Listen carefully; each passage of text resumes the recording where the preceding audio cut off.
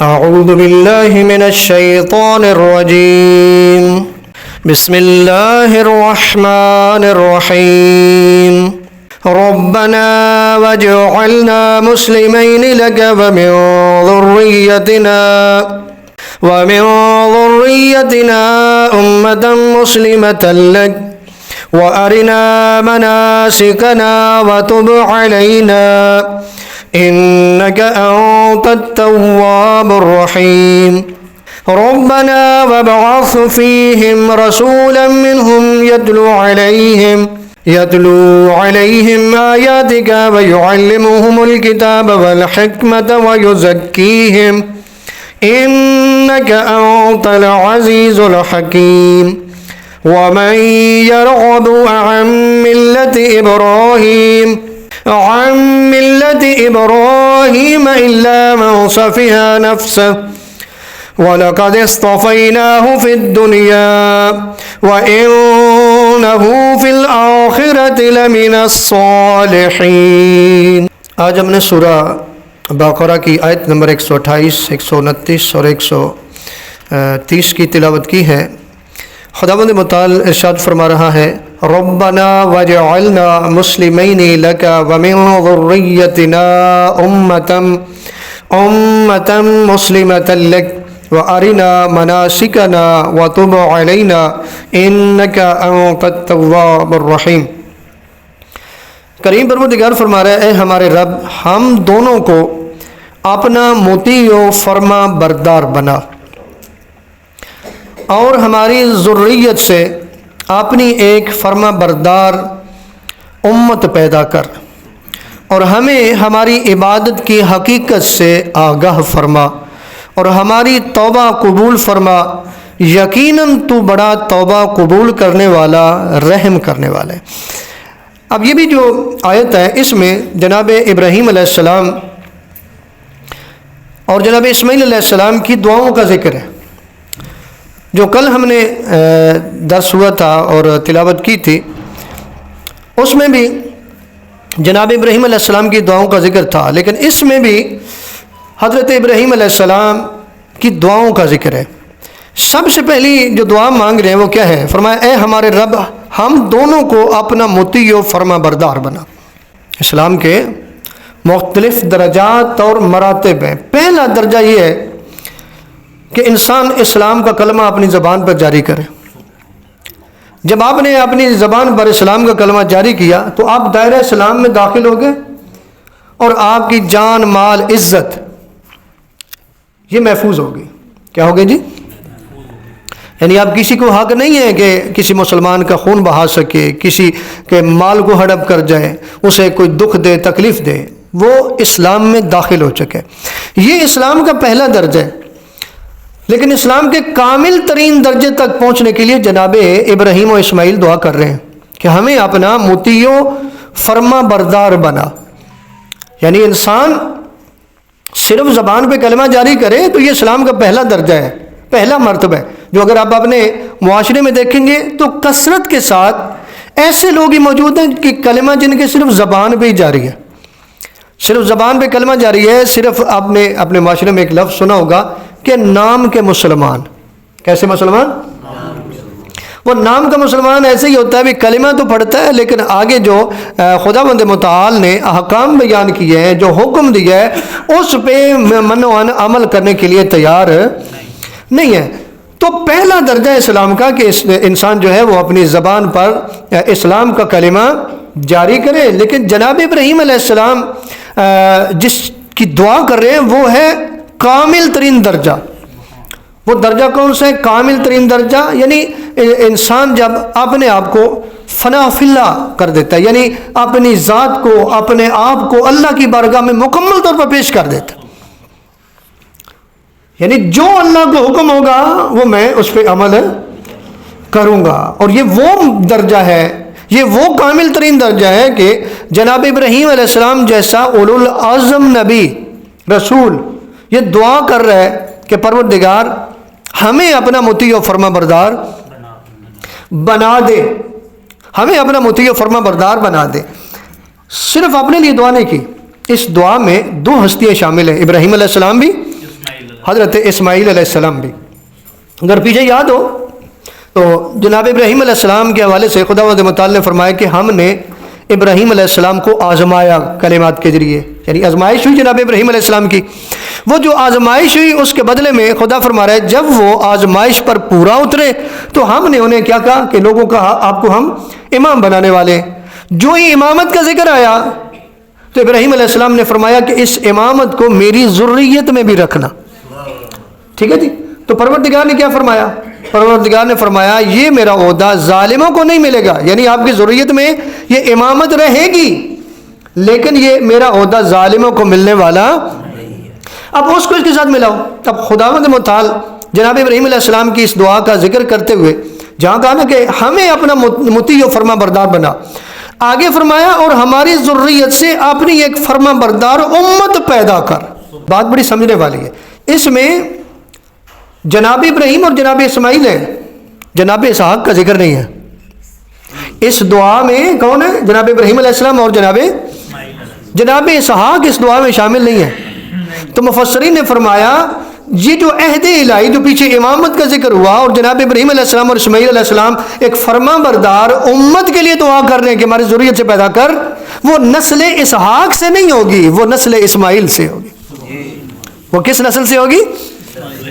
وہ جو عہد الہی امامت والا ہے وہ عہد الہی بھی نسل، یعنی وہ جو امامت کا وعدہ اللہ نے کیا ہے وہ کس میں جائے گا؟ نسل حضرت.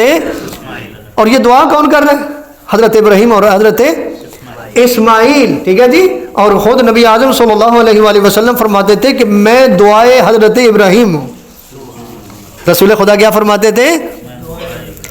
کیونکہ اگلی والی آیت میں ایک نبی کا بھی ذکر کیا کہ میری ذریت سے ایک نبی پیدا فرما، تو رسول خدا فرماتے تھے کہ میں دعائے ابراہیم ہوں. اور یہ سارے کے سارے نبی سے لے کے امام زمان تک یہ جتنی ہستی ہیں یہ سارے ذریت ابراہیم سے ہیں.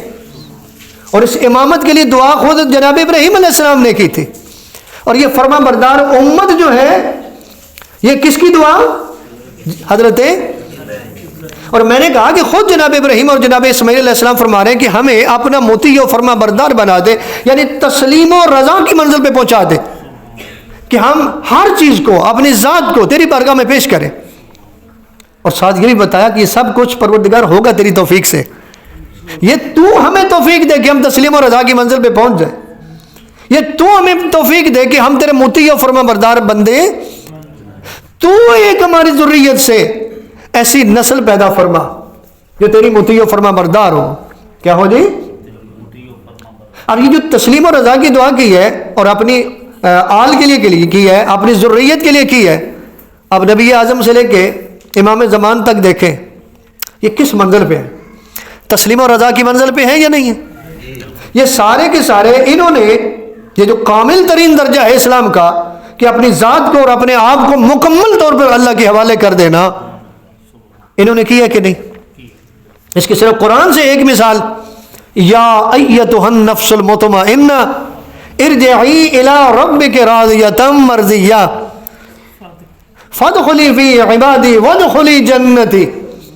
اے نفس مطمئنہ لوٹا اپنے رب کی طرف اس حال میں کہ تو اس سے راضی ہے اور وہ تجھ سے راضی ہے.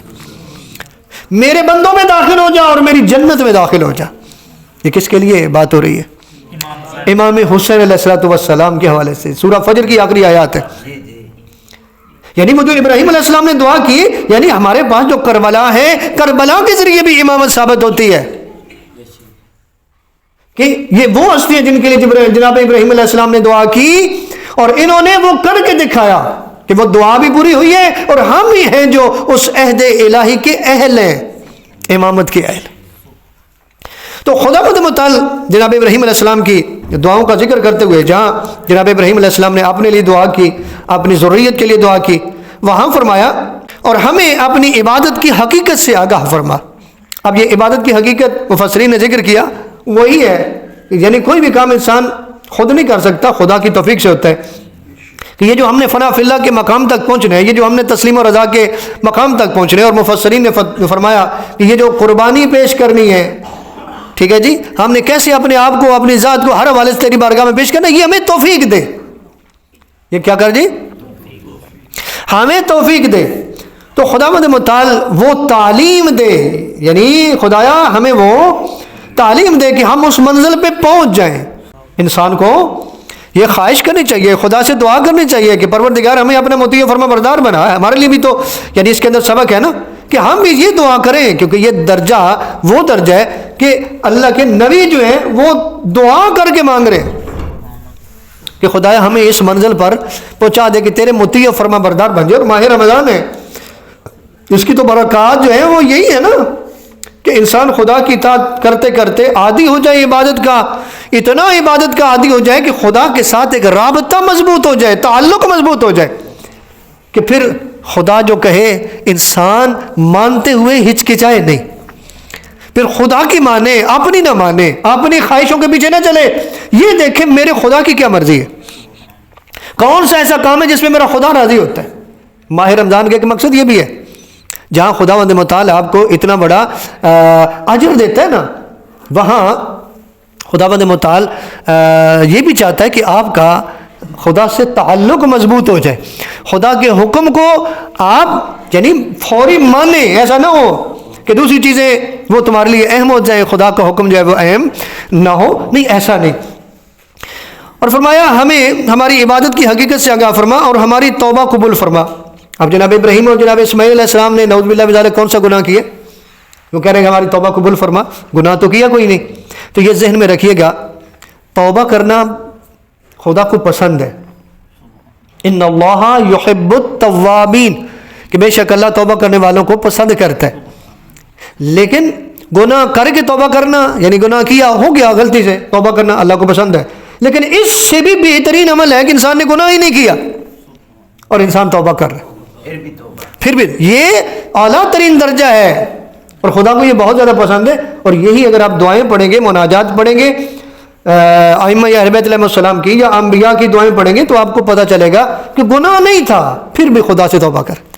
اگلی آیت میں فرما رہے ربنا وابعث فیہم رسولا منہم یتلو علیہم آیاتک ویعلمہم الکتاب والحکمۃ ویزکیہم انک انت العزیز الحکیم. خداوند کریم فرما رہے ہیں اے ہمارے رب، ان میں ایک رسول انہی میں سے مبعوث فرما جو انہیں تیری آیات سنائے اور انہیں کتاب و حکمت کی تعلیم دے اور انہیں ہر قسم کے رذائل سے پاک کرے. بے شک تو بڑا غالب آنے والا حکیم ہے. میں نے پہلے گزارش کر دیا نا کہ رسول اعظم صلی اللہ علیہ وسلم نے فرمایا کہ میں دعائے ابراہیم ہوں. اب دیکھیں نا، ابراہیم علیہ السلام یہ بھی دعا کر رہے ہیں کہ انہی میں سے، یعنی اس کا مطلب ہے نبی ذریت ابراہیم سے ہوگا، اور ساتھ ساتھ یہ کس کے لیے دعا ہو رہی ہے؟ نسل اسماعیل سے جو ہوگا. یہودی تو اس بات کو ماننے کے لیے تیار نہیں تھے کہ بنی اسرائیل سے نبی ہوگا، بنی اسماعیل سے کیسے ہو سکتا؟ خداوند متعال جسے بنانا چاہے یہ تو اس کے ہاتھ میں نا. ابراہیم علیہ السلام اور اسماعیل علیہ السلام سے دعا کروائی کہ ایک تو ذریت، ایک امت مسلمہ ہو میری ذریت، اور دوسرا یہ ہے کہ انہی میں سے ایک نبی مبعوث فرما، یعنی نبی اعظم صلی اللہ علیہ وآلہ وسلم جو ایک عظیم نبی ہے. پھر آگے بتایا کہ اس نبی کا کام کیا ہے کہ جو انہیں تیری آیات سنائے. اب یہ نبی کی ذمہ داریاں بتائی جا رہی ہیں، انہیں تیری آیات سنائے اور انہیں ہر قسم کے رذائل سے پاک کرے، یعنی کفر و شرک کی نجاستوں سے پاک کرے، انسان کو خدا کا مطیع و فرما بردار بنا دے. انسان جو ہے خدا کے حکم کے آگے جھک جائے، سر تسلیم خم کرے، ایسا بنا دے. اور نبی اعظم ہو، ائمہ اہل بیت علیہ السلام ہو، ان کا مقصد یہ تھا کہ تم خدا کے قریب آؤ، خدا سے دوری نہ ہو، تم خدا کے قریب ہو جاؤ. جو انہیں تیری آیات سنائے، انہیں کتاب و حکمت کی تعلیم دے اور انہیں ہر قسم کے رذائل سے پاک کرے. یہ نبی اعظم کی ذمہ داریاں بھی بیان کی. اور اگر آپ دیکھیں تو یہودی مان ہی نہیں رہتے، وہ کہتے بنی اسرائیل سے ہوگا نبی، بنی اسماعیل سے کیسے ہو سکتا ہے. اور اگلی آیت میں فرمایا وَمَن يَرْغَبُ عَن مِّلَّةِ إِبْرَاهِيمَ إِلَّا مَن سَفِهَ نَفْسَهُ وَلَقَدِ اصْطَفَيْنَاهُ فِي الدُّنْيَا وَإِنَّهُ فِي الْآخِرَةِ لَمِنَ الصَّالِحِينَ. خداوند متعال نے اگلی آیت میں فرمایا اور ملت ابراہیم سے اب کون انحراف کرے گا سوائے اس شخص کے جس نے اپنے آپ کو حماقت میں مبتلا کیا. ابراہیم کو تو ہم نے دنیا میں برگزیدہ بنایا اور آخرت میں ان کا شمار صالحین میں ہوگا. یعنی یہودی کہتے تھے کہ ہم ابراہیم علیہ السلام کے وارث ہیں. فرمایا تم کیسے وارث ہو سکتے ہو؟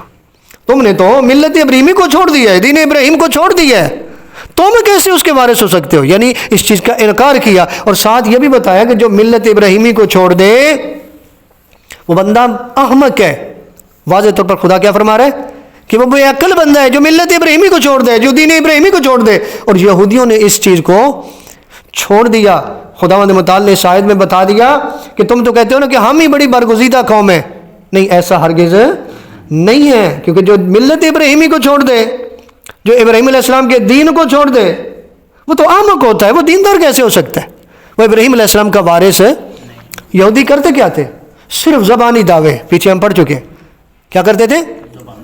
زبانی دعوے سے کہتے تھے کہ ہم ہی، ہمارا ہی دین سب سے بہترین دین ہے، ہم ہی جنت میں جائیں گے، اگر ہم گئے بھی جہنم میں تو چند دنوں کے لیے جائیں گے۔ میں پیچھے بتا چکا ہوں کہ خدا نے فرمایا یہ ان کی خواہشیں ہیں، یہ ان کی آرزویں ہیں، اگر ان کے پاس اس کی کوئی دلیل ہے تو پیش کریں۔ اپنے آپ کو جو اللہ کے حوالے کر دیں وہی بندہ اس قابل ہے کہ جو یہ دعویٰ کر سکے، کیونکہ اس سے نہ کوئی حزن ہوگا نہ اسے کوئی کسی قسم کا غم ہوگا۔ ٹھیک ہے، اس لیے ہمارے لیے بھی یہ درس ہے ماہ مبارک ہے کہ ہم صرف زبانی دعووں پہ نہ رہیں۔ یہ یہودیوں کا طریقہ کار تھا کہ صرف زبان سے تو کہتے تھے کہ ہم بڑے دیندار ہیں۔ آج ہمارے ہاں کیا ہے؟ خدا نے ان کی مذمت کی۔ آج ہمارے ہاں کیا ہے؟ مساجد کو دیکھیں تو ماہ رمضان میں تو آباد کیا جاتا ہے، لیکن اس کے علاوہ مساجد آباد خدا سے رابطہ مضبوط کرنے کا جو بہترین ذریعہ کیا ہے؟ خدا کا حکم ماننا ہے نا، اور خدا کا جو احکام ہے ان میں سب سے بہترین کیا ہے؟ افضل کیا ہے؟ نماز ہے۔ نماز میں آپ آتے ہیں، آپ خدا سے باتیں کرتے ہیں، خدا راضی ہوتا ہے۔